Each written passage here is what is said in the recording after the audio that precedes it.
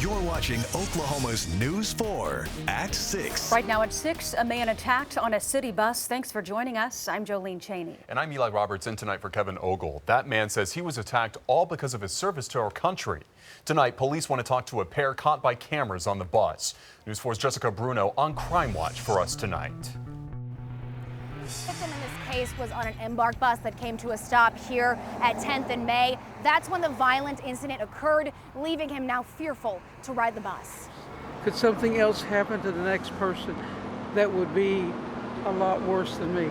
That's 61-year-old Johnny Neely's fear. His accused attackers on the run, with police releasing these images of two people they want to talk with about the run-in that turned a normal quiet day for Neely into a horrifying one. They had too many people on the bus. So they stopped at 10th and May. And I guess the fella on board the bus was pretty mad. So I guess I was in his way. According to the police report, as he was getting off the bus, one of the suspects started yelling at him, saying veterans think they're better than everyone else, going on to say, "You don't know who I am." He was screaming that, and then he swatted at my head, and when he did, I said, "I'll dial 911." And I went to dial 911 on my phone, and he knocked it out of my hands, and then stomped on it, and then took it with him. Neely told News 4 he was screaming for help, hoping the bus driver or another passenger would call 911. He says nobody would, until a kind woman across the street saw him and called police. Fortunately, the victim is expected to be okay. He did suffer some minor injuries, but he will be all right. But the terrifying ordeal still haunting him. It's going through your head. Am I going to live? When I have to get on bus 38, it makes me real nervous. Because I don't know if this guy will be on there. I don't know if something will happen. On Crime Watch, Jessica Bruno, Oklahoma's News 4. Sick people. Embark officials tell News 4 that some of the passengers were being transferred from one bus to another when that attack happened. They say they were all the way off the bus and about 15 yards away from the driver, who says he didn't hear that victim calling for help. And caught on camera, a brutal beating outside a Shawnee bar. Tonight, a bizarre development. The man accused of beating is facing more charges, this time for beating himself. The Pottawatomie County District Attorney says Brandon Killian is being charged for punching himself in the face, there he is, in order to make it look like the fight outside the bar was self-defense. While officers were questioning him, he claimed he was injured during the fight. When an officer left the room to get a camera to take pictures of those injuries from the fight, he claimed, you can see him punching himself multiple times. One thing that will go viral is the video of the defendant beating the crud out of his face after he'd already talked to an officer, and the thing speaks for itself. Well, he had a hearing scheduled for Monday, but he did not show up because he's currently being held at the Oklahoma County Jail for a separate drug court violation. We do have an update to some breaking news. A scare inside of a local chemical company today.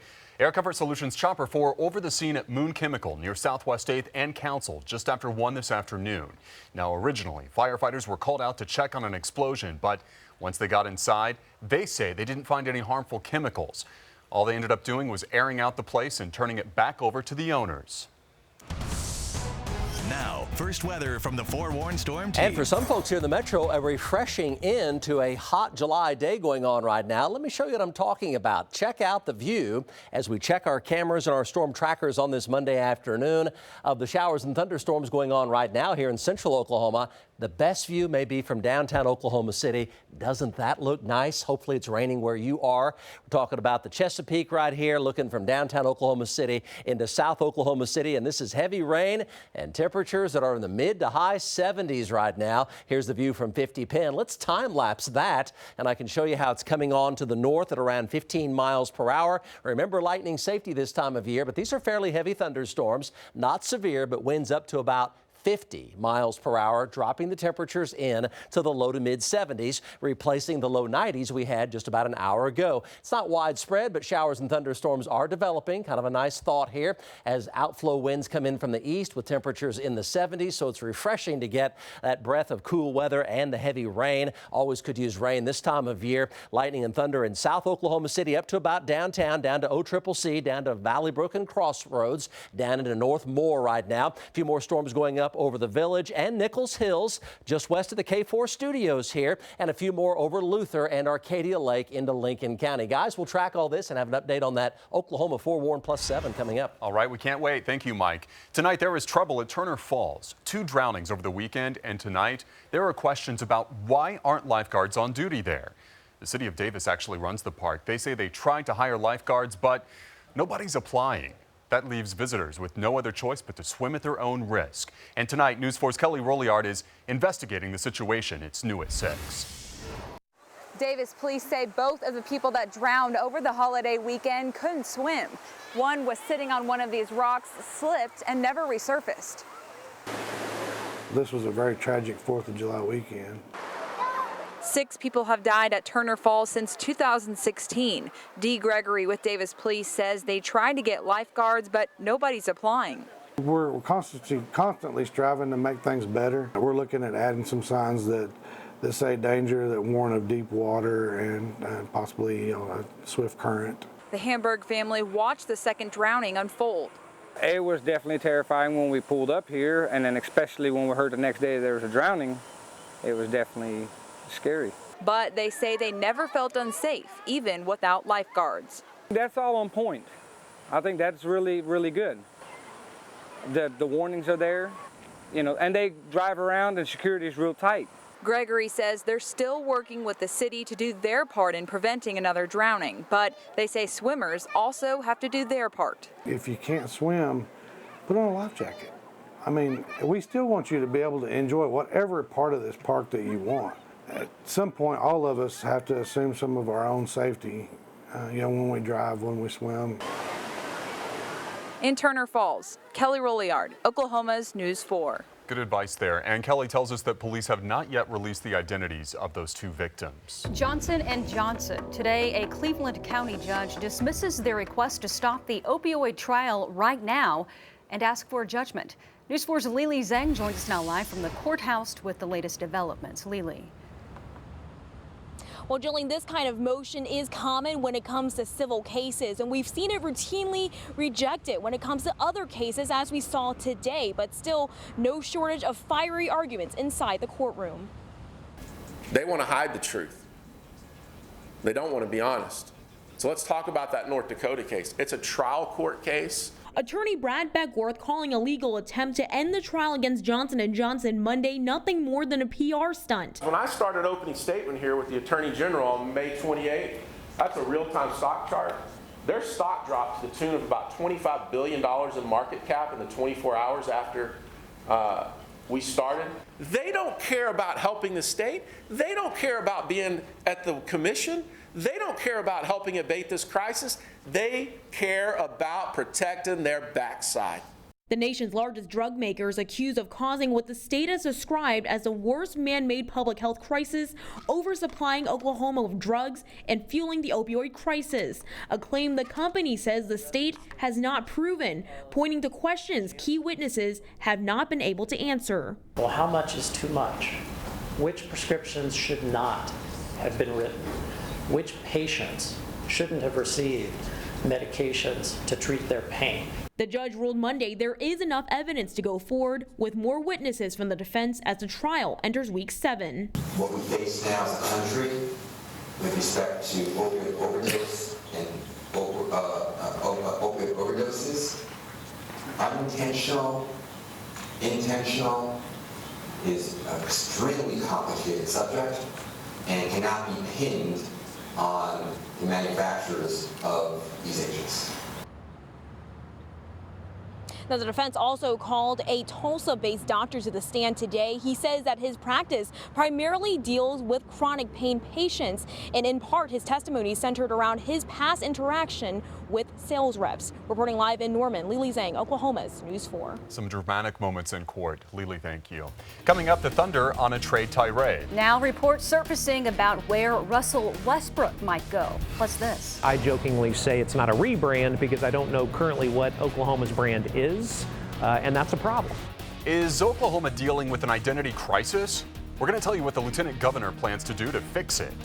You know, after that incredibly wet spring, it's been getting a little dry here lately in the metro area, but you know what? That is changing right now for many folks right in the metro. Look at these gorgeous pictures. These are all live here, folks. Showers and thunderstorms now moving through the metro, heavy downpours of rain, some zero visibility and some 50-mile-per-hour winds, some lightning as well. We'll track those storms and have an update on your forecast coming up.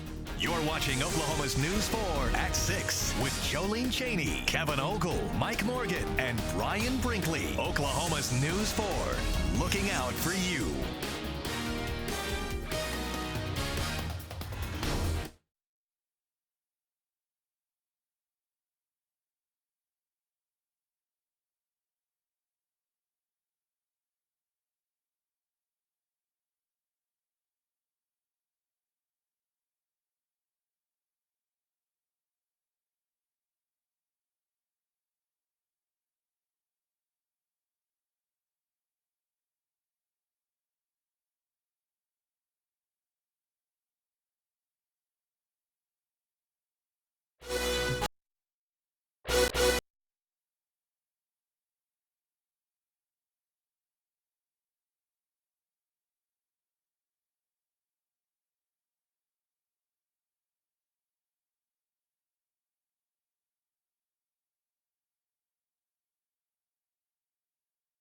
Quiet all of a sudden.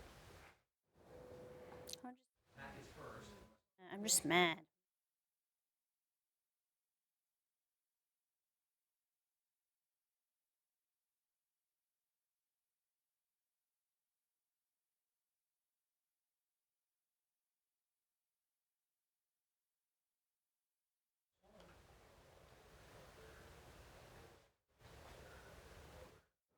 Mike, just hotkey, just hotkey. Hotkey? Yeah, no, hotkey, no desk.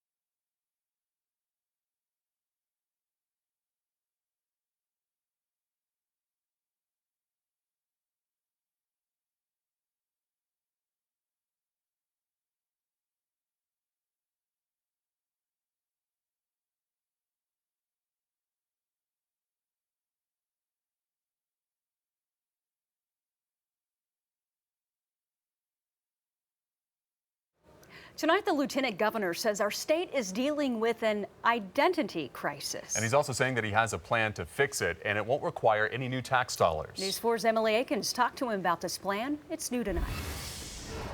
Yeah, we sat down with the lieutenant governor to talk the possibility of new license plates and how this project will be funded. We have to define who we are so that our opponents, i.e. other states, don't define who we are. An overhaul of Oklahoma's brand, a new mission from the lieutenant governor. I jokingly say it's not a rebrand because I don't know currently what Oklahoma's brand is, and that's a problem. He's working towards a uniform look for the entire state. First up on the list, a new state website, followed by new welcome signage and the possibility of, again, new license plates. Personally, I don't believe that having the Twitter bird on our license plate is great branding for the state of Oklahoma, personally. But I'm also well aware that taxpayers just paid for, those new plates. Other things he set out to change, a new logo and slogan. The concrete thing that's going to be produced is the new slogan, the new logo. Think Virginia is for lovers, I love New York, pure Michigan. As far as cost goes, he says right now it shouldn't cost the taxpayers anything. We are paying for a lot of this through the Department of Tourism and the Department of Commerce. So I'm trying to get 3 or 4 different entities. The tribes may be involved as well. He's working with the CEO of PR firm Saxum to gather over 100 Oklahomans deemed experts in branding. The group of volunteers will work together to make the project happen. All state agencies will have uniform branding. Right now they kind of have they have their own logo. Some of them have their own slogans. We're one Oklahoma. And we want people knowing that we are one Oklahoma. Emily Akins, Oklahoma's News 4. And Emily tells us that there is no set timeline for when all of this is going to happen. The lieutenant governor does say that volunteers will work through the end of the year, and we could even start seeing changes by 2020. Now, forewarned weather.